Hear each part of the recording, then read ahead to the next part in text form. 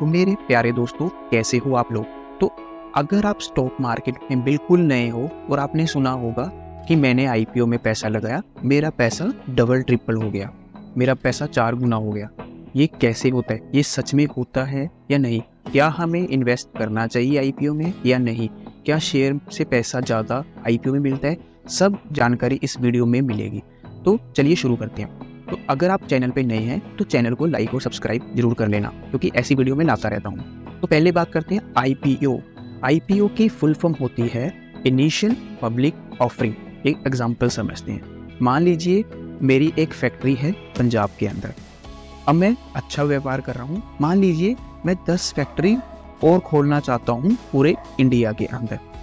तो क्या करूँगा उस केस में, मेरे पास इतना पैसा तो नहीं है।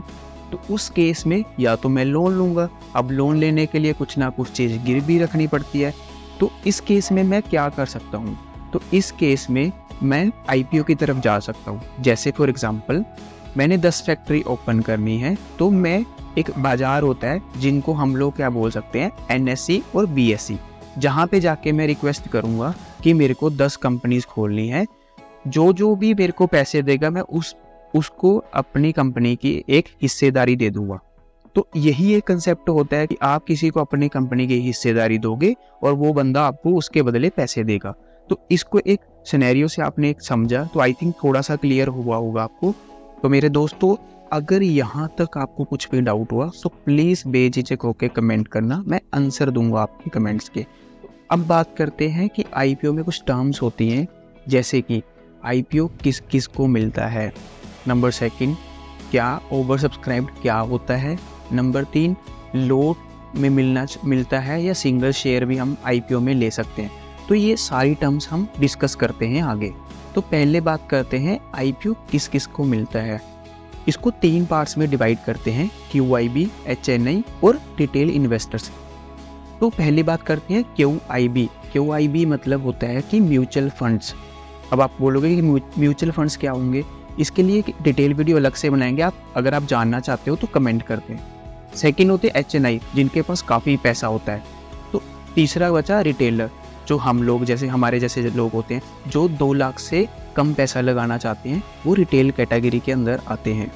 अब आप बोलोगे कि इसको अप्लाई कैसे करते हैं। अप्लाई की एक अलग वीडियो बना देंगे क्योंकि बहुत लंबी वीडियो हो जाएगी। तो मैं अभी ये बताता हूँ आपको कि हमें ये ओवर सब्सक्राइब्ड कैसे हो सकता है।